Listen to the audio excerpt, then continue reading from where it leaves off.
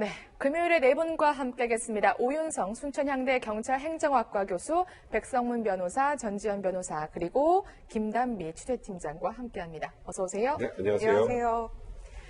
네, 경찰이 조금 전 화성 연쇄 살인 8차 사건의 진범은 이춘재 자백대로 이춘재라고 잠정 결론을 내렸습니다. 30년 전 수사 결과를 뒤집은 건데요. 이유를 알아보겠습니다. 그러니까 윤 씨의 말보다 이춘재의 진술이 현장 상황과 좀 더 부합한다, 이런 거죠? 네, 8차 사건부터 살짝 짚어보고 가겠습니다. 8차 사건은 화성 연쇄 살인 사건 중에 13세 피해자가 발생했던 사건입니다. 집 안에서 성폭행을 당해 숨진 13살 여성의 이야기인데요. 그런데 발견 당시에는 이 여성이 속옷이 입혀진 채 발견됐습니다. 하지만 당시 조사 결과에서 범인으로 지목된 윤 씨는 이렇게 진술했었죠. 내가 그러니까 팬티를 내려 속옷을 내려 성폭행을 했다고 진술했습니다. 즉 발견 당시의 박양의 모습과 이 윤 씨의 주장이 엇갈렸던 겁니다. 네. 그런데 오늘 이춘재는 자신의 범행을 이야기했는데 당시 현장 상황과 너무나도 유사했던 겁니다. 속옷을 벗겨서 성폭행을 한 뒤 옆에 있던 다른 속옷을 입혔다고 진술했습니다. 한마디로 당시 현장 상황과 정확하게 묘사를 한 겁니다. 그렇군요. 아주 결정적인 진술입니다. 속옷과 관련해서 나온 건데 사실 범인이 피해자의 상태나 그러한 속옷 상태를 기억하지 못할 가능성은 굉장히 희박하잖아요. 네, 왜냐하면 이제 본인에게는 굉장히 특별한 그런 상황이기 때문에 그런 상황에 대해서 본인이 아주 오랜 시간이 경과한다 하더라도 그것을 기억을 할 가능성이 상당히 높아 보입니다. 지금 이제 두 사람 간에 있어서의 이제 진술이 윤모 씨 같은 경우는 속옷을 벗기고 범행을 하고 다시 입혔다라고 얘기를 하는 반면에 지금 이제 이춘재 같은 경우는 속옷을 새 것으로 갈아입혔다라고 이제 얘기를 하고 있어요. 네. 물론 이제 지금 이것이 앞뒤를 바꿔서 이렇게 앞뒤를 뒤집어서 입혔다 이제 이런 얘기가 이제 있는데 결국은 이제 경찰의 입장에서는 일부러 속옷을 거꾸로 입혔다 이런 얘기는 아니라는 그런 뜻이죠. 그런데 이제 중요한 것은 이 두 사람의 그 진술의 신빙성을 그 당시 현장과 놓고 봤을 때 지금 일단 경찰의 중간 발표를 보게 된다면 경찰은 윤모 씨의 그 진술보다는 이춘재의 진술이 좀 더 신빙성이 있다라고 일단은 판단을 한 것 같습니다. 네, 조금 더 진술을 조금 정확히 읽어드리겠습니다. 경찰에 따르면 윤 씨는 피해자의 속옷을 무릎까지 내리고 오라고 진술을 했다고 하고요. 이춘재는 속옷을 새로 입혔다 이렇게 진술을 했다고 합니다.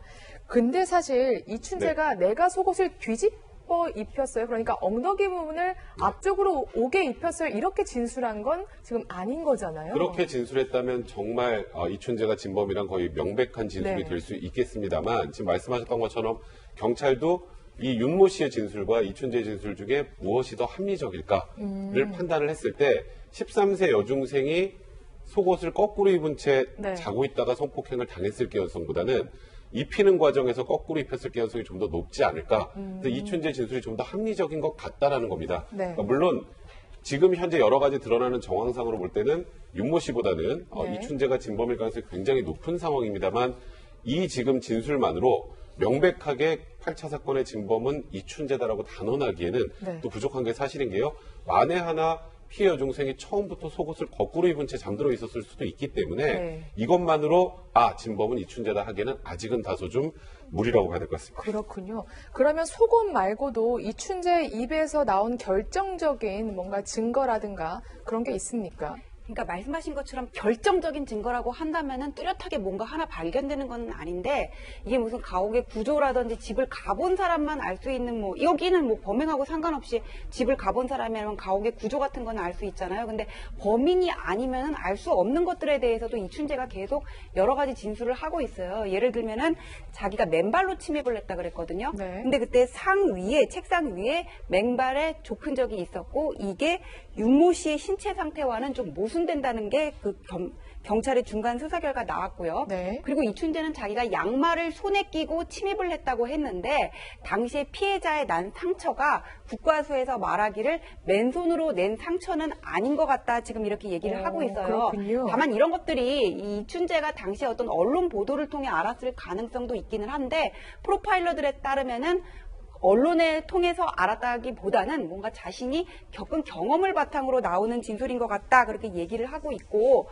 또 하나는 뭐냐면은 당시 현장 검증을 할 때 윤모 씨가 이 두 손을 책상에 짚고 침입하는 것이 사진상으로 확인이 되지만은 당시 현장에서 결정적으로 윤모 씨의 이런 유류 지문은 확인이 되지 않았다 그래요. 그래서 이런 각각의 증거들이 지금 하나하나 쌓여가고 있는 그런 상황입니다. 네. 사실 화성 연쇄 살인 사건은 이렇게 진범을 찾는 것도 중요하지만 강압 수사 의혹도 있습니다. 네. 오늘 경찰이 그에 따른 발표도 진행을 했었는데 네. 지금 윤 씨와 해당 경찰들의 진술이 엇갈리는 상황이라고요. 그렇죠. 윤 씨는 자신이 그때 이미 동행한 후 구속영장이 발부되기까지 3일간 경찰서에 사실상 구금돼 있었다.